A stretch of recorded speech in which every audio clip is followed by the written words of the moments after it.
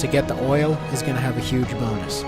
Because as soon as oil becomes available to someone, the strategy is usually to buy the absolute crap out of that oil, because suddenly many units start needing it, and they can effectively take over the market before everyone else can get their oil well set up. So this is something that's very good for them to get a bonus once that kicks in. Gotta be timed right, though. I like the plus 50% base resources bonus myself, but their units just look odd.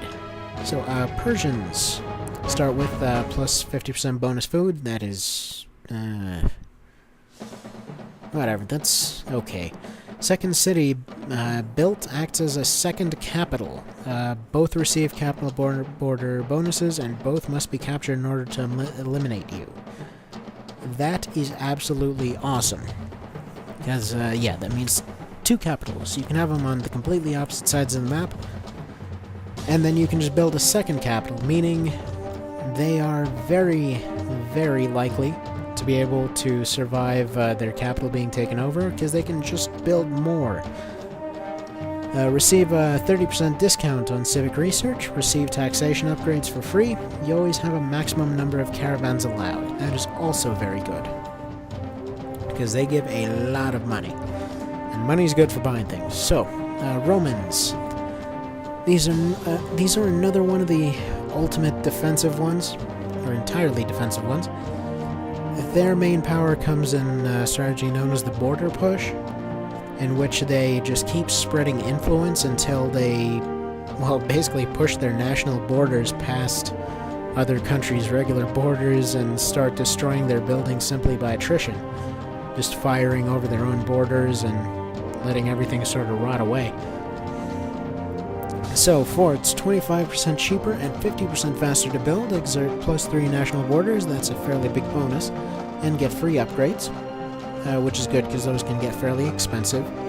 Heavy infantry, created 10% cheaper and 10% faster, start with 1 library research or 1 military research at the library.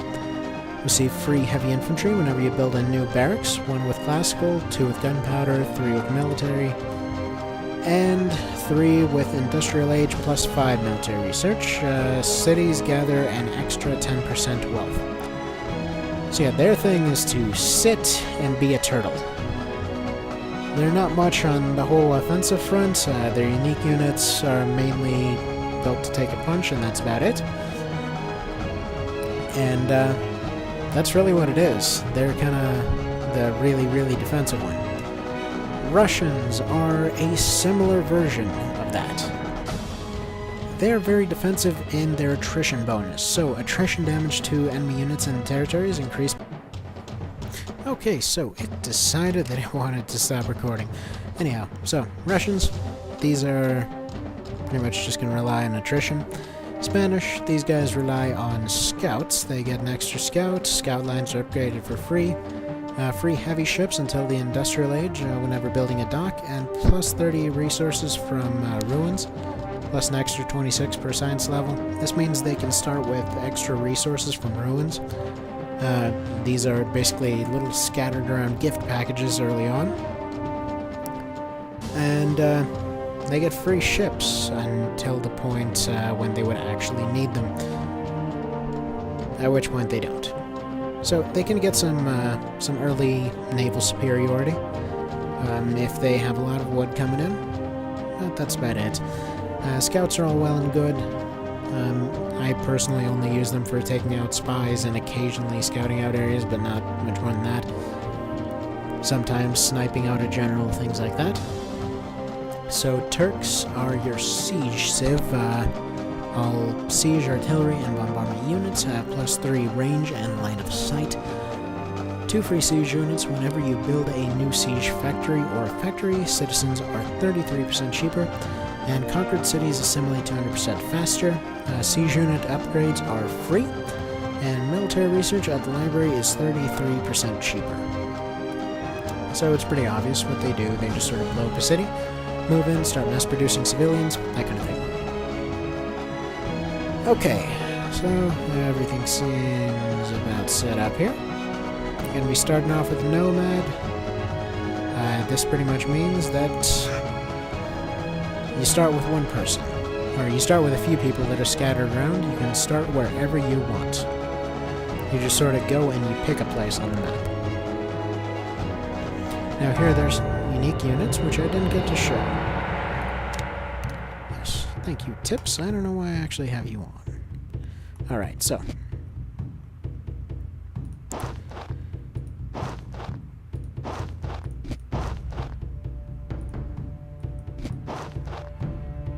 A good idea is usually to start nearby some kind of resources you can find. Now down here I noticed that I have some tobacco and I have a mountain. I'm going to go ahead and start out down here. Now your cities are going to work effectively as hubs. Meaning you can build everything that is within your territory. Or you can build buildings only within your territory unless you're the, whatever it was, Aztecs or whatever it is, Iroquois. I think it was Iroquois. So you can build only within your own territory. Except for merchants, those can go outside of your territory, but it's usually risky. You can usually build things within your allies' territory. There are no allies this time around. Play an assassin. So, target is the blue guy, and the yellow guy is trying to kill me wherever they are. So, I'm going to start out in the Stone Age here. Not a whole lot of detail coming through on YouTube, I'm sure, so these guys are pretty much just cavemen down here. Got some grass huts kind of going here. Bear in mind, if you're looking to pick up Rise of Nations, don't get the EA version. They actually repackaged this game into one that doesn't frickin' work. The sad part is, I actually had to go and find a cracked copy of this online. Because whoever was actually putting this together for the EA version made it so that it won't work online. Just does not work. So I have 2 legitimate copies of it, and go figure that was the only way I could get it to work. So it's just kind of sad in that way. Anyhow, unlike many other types of RTS games, you'll see that I don't just gain a set amount of resources whenever somebody comes in.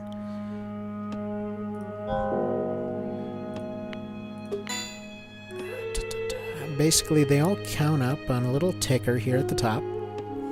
And these are basically how much resources you'll get per minute. Now, first thing I'm going for is actually to build a library. After getting a bit of basic stuff going.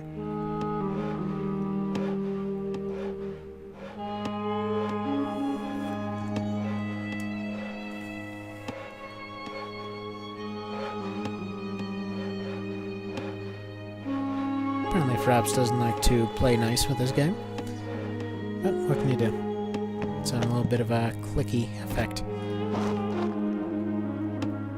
So I'm going to send one person out to go about their diplomatic relations and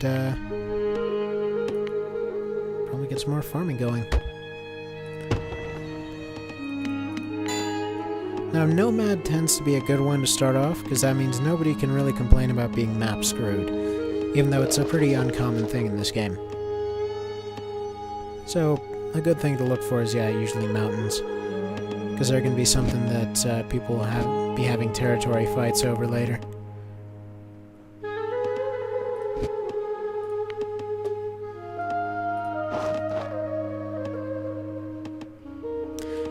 Something else you'll see here is, look how far I can frickin' zoom out on this.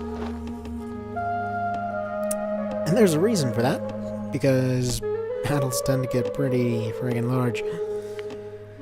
Alright, so, while I'm waiting for these initial resources, and this is a little bit of an inefficient start. Now, if I was online, I probably would have picked a better area, but either way. You normally try to max out, what you're going for early on.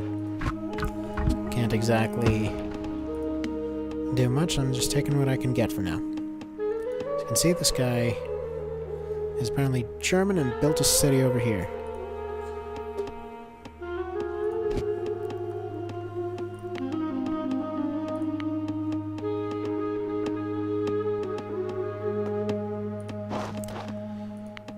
So, gonna build a lookout over here. This may seem like a bad idea and a waste of wood, because it can't attack anything, but they become anti-aircraft units later on. It gets upgraded for free, so it's a pretty good investment. And if you're just looking for some early scouting abilities, even if it just lets you know a couple seconds beforehand, it's still something. So yeah, first person